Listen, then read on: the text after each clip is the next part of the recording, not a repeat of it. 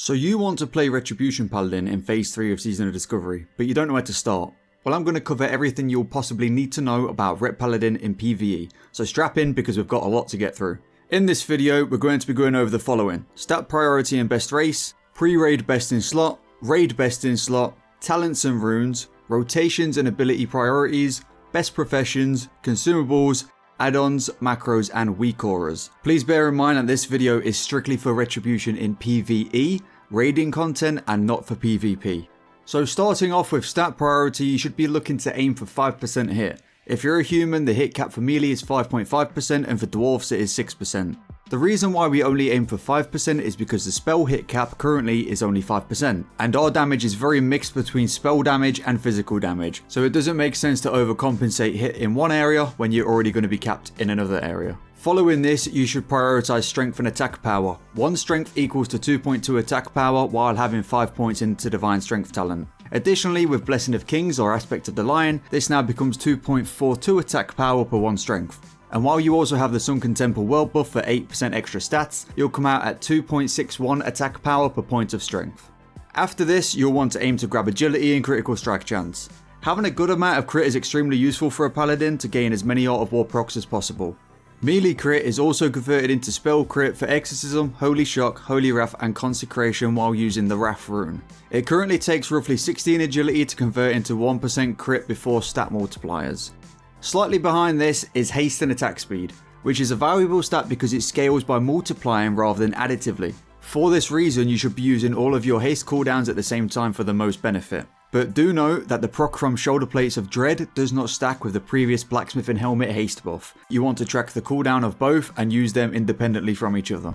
Lastly is weapon skill, which is a great skill to have against bosses that are boss level +3, however currently we are only attacking bosses with a boss level +2, meaning that its usefulness as a stat falls heavily especially as a human. Any other stats outside of this should never realistically be considered a priority, and if they just come as a secondary stat, happy days. As for the best race, there are only 2 races offered to the Paladin, and in Phase 3 human slightly edges it while having mace and sword skill, at least until dwarves get access to any weapon skill type later on.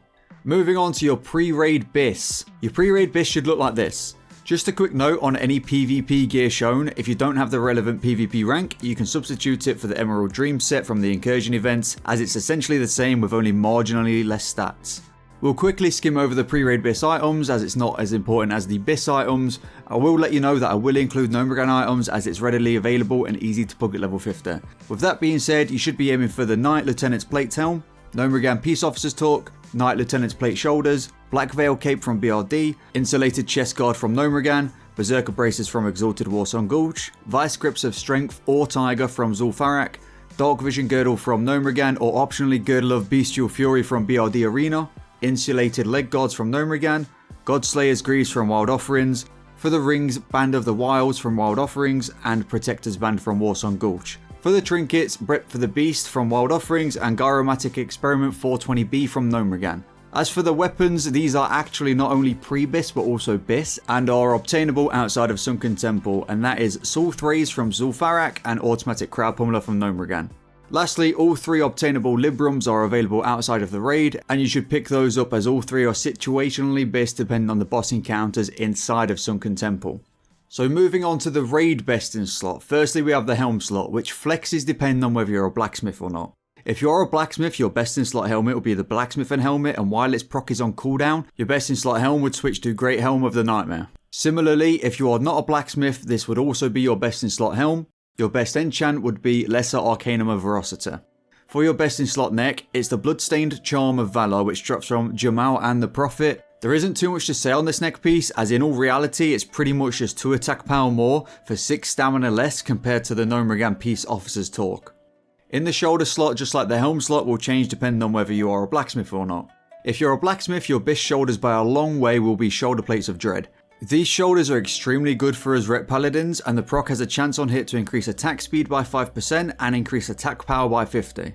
If you're not a blacksmith, your best in slot shoulders will be Spaulders of Fanaticism, which draw from Atal Alarian, and your best enchant for the shoulders will be Atalai's Signet of Might.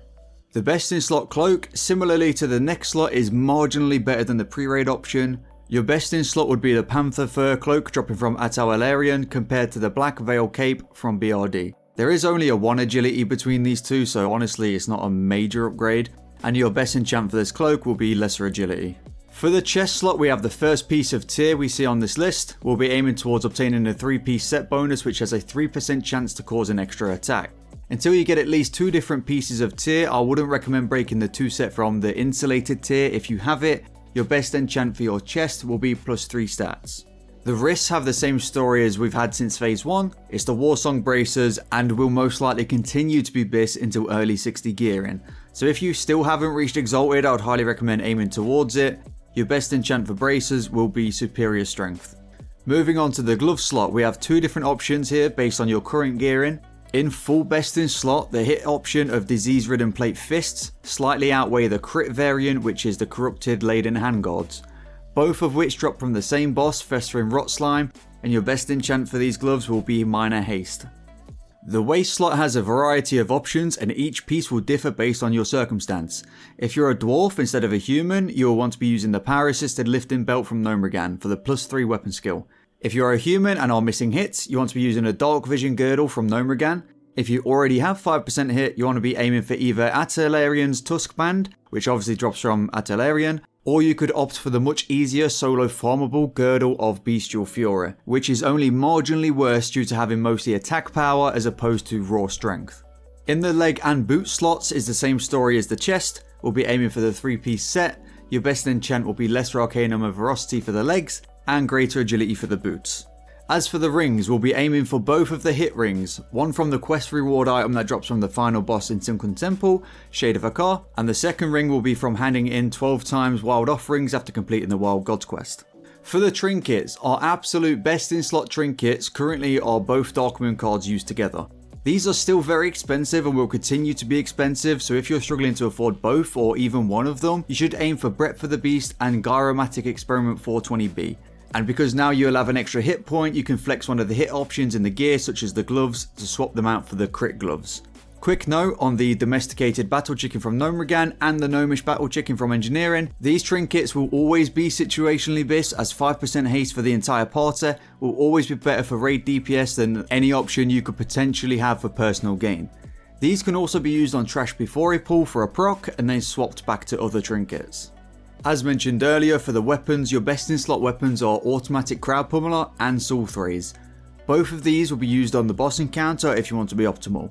For example, you will start with ACP equipped and use its 30-second haste buff before swapping to Soul Thrays.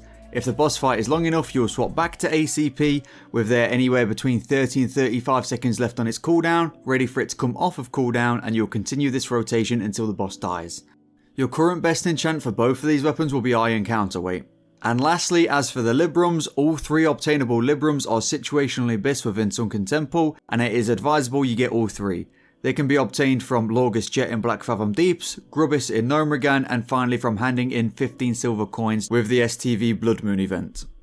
Up next we have Talents and Runes. Firstly, these are the cookie cutter best PvE DPS talents you can take. Going 30 points into the Retribution tree, picking up important talents such as Conviction for 5% crit, Sanctity Aura for 10% increased holy damage, and Two-Handed Weapon Specialization for 6% increased damage with two-handers. Over in the Holy Tree, we take 11 points, which are all vital DPS talents, such as 10% increased strength, 5 out of 5 improved Seal of the Righteousness, which the tooltip is factually incorrect, as it also increases the damage of Seal of Martyrdom by 15% as well, and finally some much needed AoE in Consecration.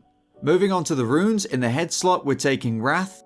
Now, Wrath causes your Consecration to be able to crit and also increases the critical strike chance of your Exorcism, Holy Shock, Holy Wrath and Consecration spells equal to the critical strike chance of your melee crit.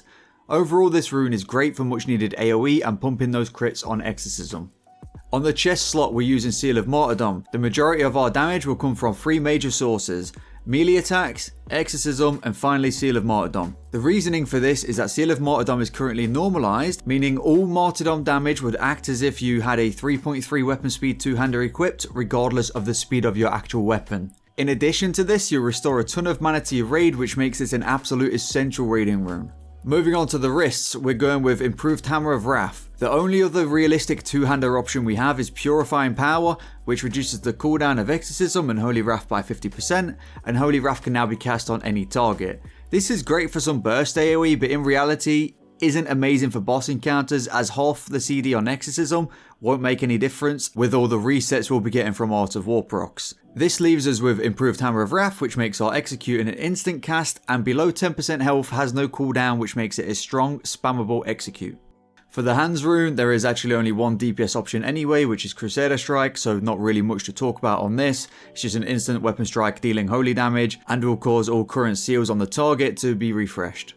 On the waist, we're going to be going with Sheath of Light, and no other rune realistically comes close when it comes to Ret DPS, as 30% of your total attack power will be converted to spell power, greatly increasing the damage you'll be dealing with Exorcism and Consecration. And moving on to the leg rune, we have again only one option, and it's a must-have rune, and it's Exorcism. This rune makes your Exorcism now be cast on any target with a 100% crit chance against undead and demons. It's absolutely essential you have this rune because pretty much your entire toolkit revolves around using Exorcism, so you should realistically never get asked to swap to Rebuke because it will absolutely destroy your DPS. And finally, on the feet, we again only have one DPS option, which is Art of War. This rune causes your melee critical strikes to reset the cooldowns on Exorcism, and the mana cost of your Exorcism is reduced by 80%. Now moving on to rotation and ability priorities. On the pre-pull of the boss, you want to use Seal of the Crusader, which will greatly increase the holy damage taken of your spells such as Exorcism. If you have more than one Retribution Paladin or a Protection Paladin, providing that they are spec'd into improve Seal of the Crusader, you might want to use Seal of Wisdom or Seal of Light instead. While running into the encounter, you want to cast Exorcism at range and judge Crusader instantly, and apply Seal of Martyrdom before your first swing goes off to make sure you don't lose any seal damage.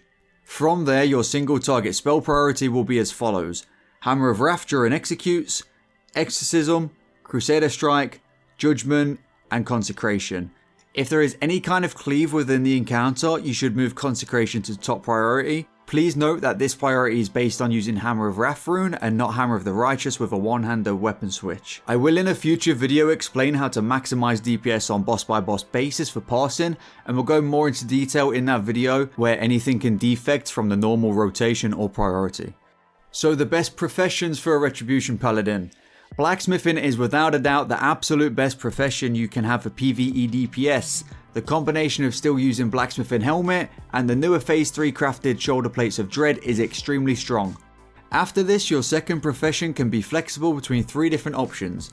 Firstly, Engineering will always offer good support in a raid in general, and good AoE nukes with Goblin Sapper charges and trinkets like Gnomish Battle Chicken. However, when compared to single target DPS, assuming you have the domesticated Battle Chicken, it starts to fall behind both Alchemy and Enchanting for single target DPS.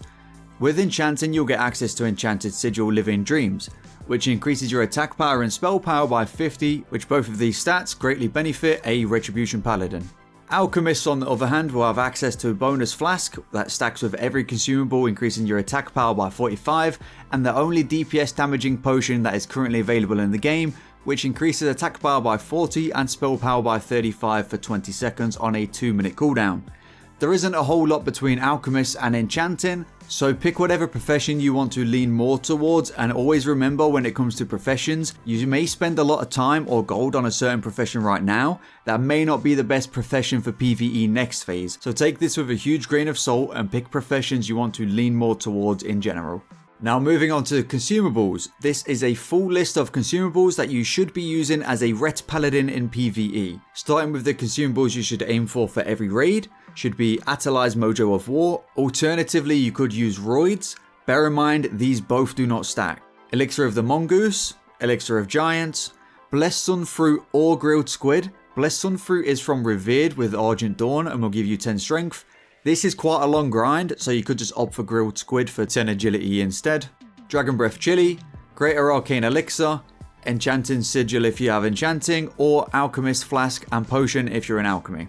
Now for additional consumables, if you want to either min-max or increase survivability, you want to go with Winterfall Firewater, which is very expensive but will help you push performance. Oil of Immolation for AoE. Please note this does reset your swing timer. Elixir of Firepower, which increases the damage of your Dragon Breath Chili. Elixir of Superior Defense for more armor. Elixir of Fortitude for more health. Elixir of Coalesce Regrets, which increases all stats by +1. Rumsy Rum Black Label for more health. Boggling Root to increase physical damage on the target, and lastly some consumables that are useful within Sunken Temple in general. Limited Invulnerability Potion, also known as Lips. This can honestly be the best potion in the game if it means saving you from death and saving your world buffs. Free Action Potion, specifically for Festering Rot Slime, the second boss in Sunken Temple, to make you immune to the Gunk ability. And finally, Greater Nature Protection Potion can be used for multiple bosses to reduce damage in Sunken Temple. Lastly, let's go over some add-ons, macros and weak auras. As for the add-ons part, apart from the usual raiding add-ons you should use, specifically for Paladin, you should 100% download Pally Power. This add-on not only makes buffing so much easier for the Paladin that's using the add-on, but also it helps with the Paladin buffs in general for the entire raid, as one person can assign every Paladin buff for every raid member so you don't overlap each other.